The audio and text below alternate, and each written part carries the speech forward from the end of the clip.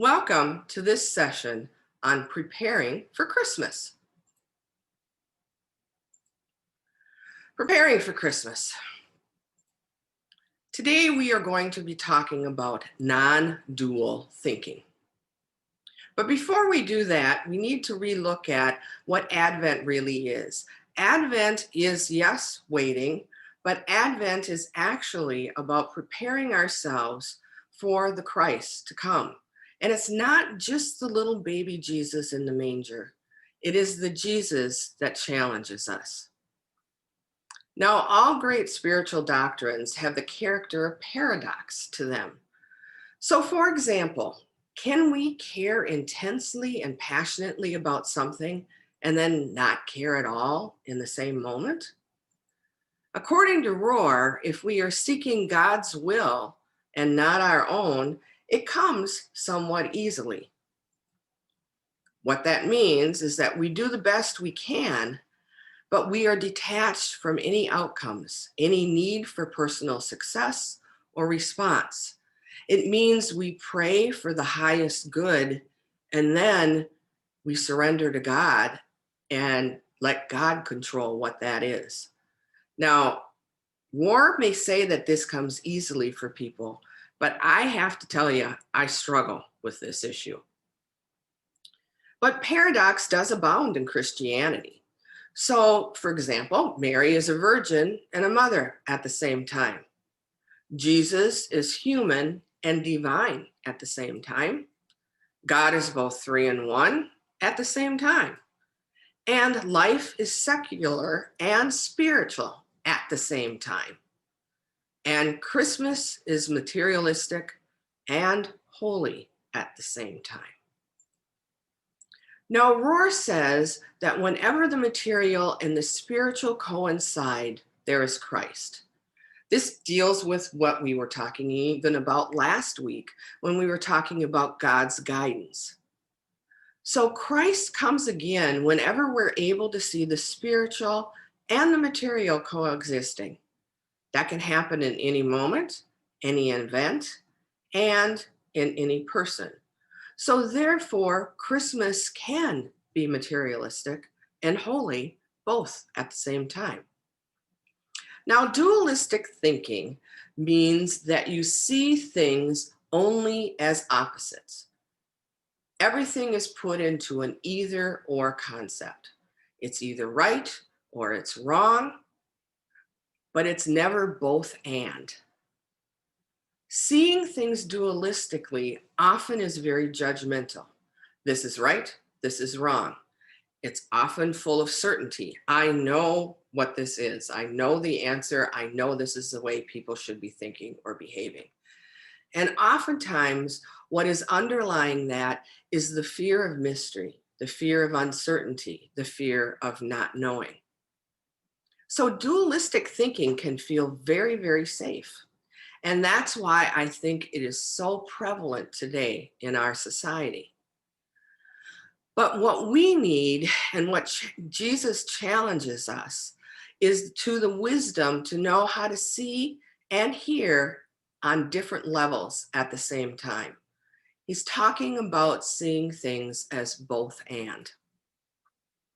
Now, Jesus was a very non-dual thinker. So he knows how to deal with mystery, he knows how to deal with paradox, and he also knows how to deal with negative people.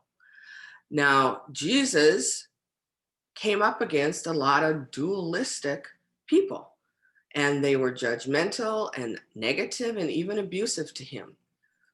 But Jesus refused to lend himself to those hostile, dualistic thinkers. And how did he do that? He did that by sometimes just keeping quiet. Other times, he would totally change the subject, or he'd tell a story or a parable. Sometimes Jesus would reframe the whole question. He'd start talking about the forest instead of the trees. And other times he just plain old refused to engage in obvious ill will.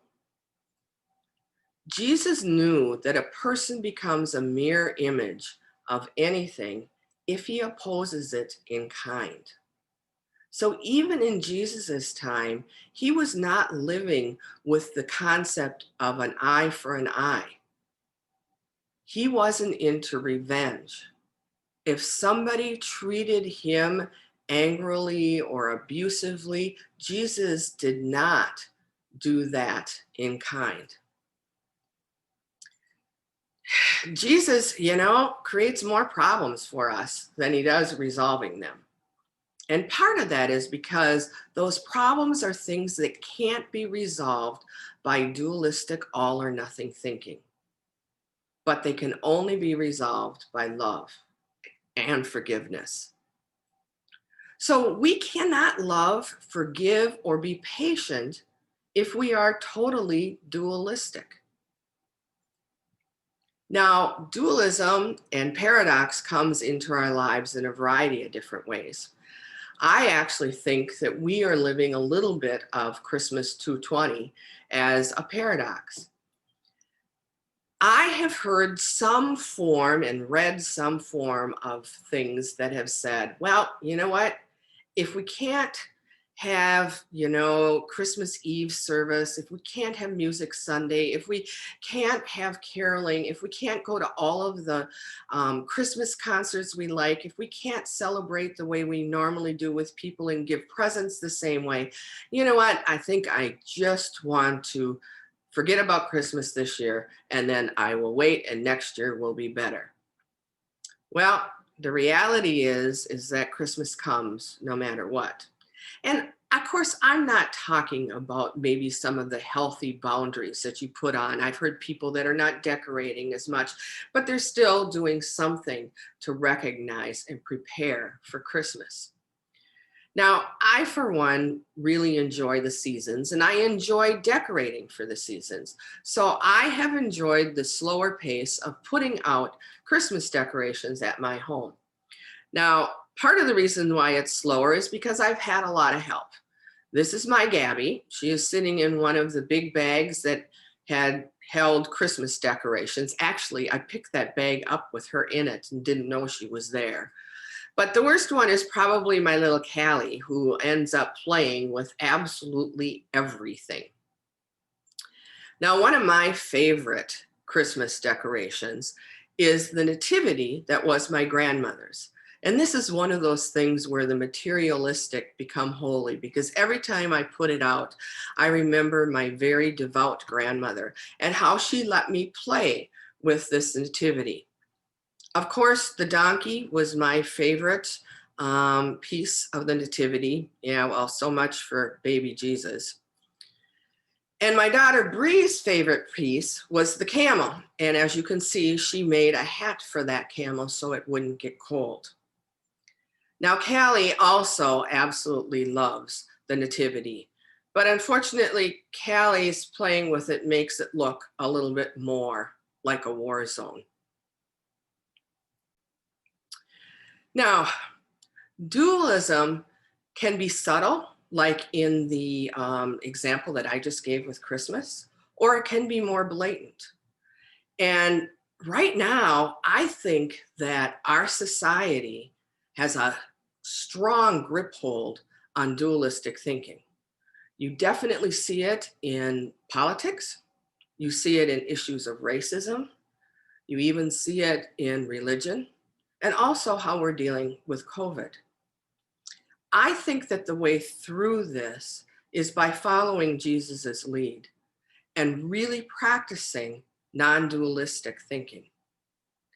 It is only by doing that that we'll get to the love and the forgiveness that God calls us to do and to show the world as Christians.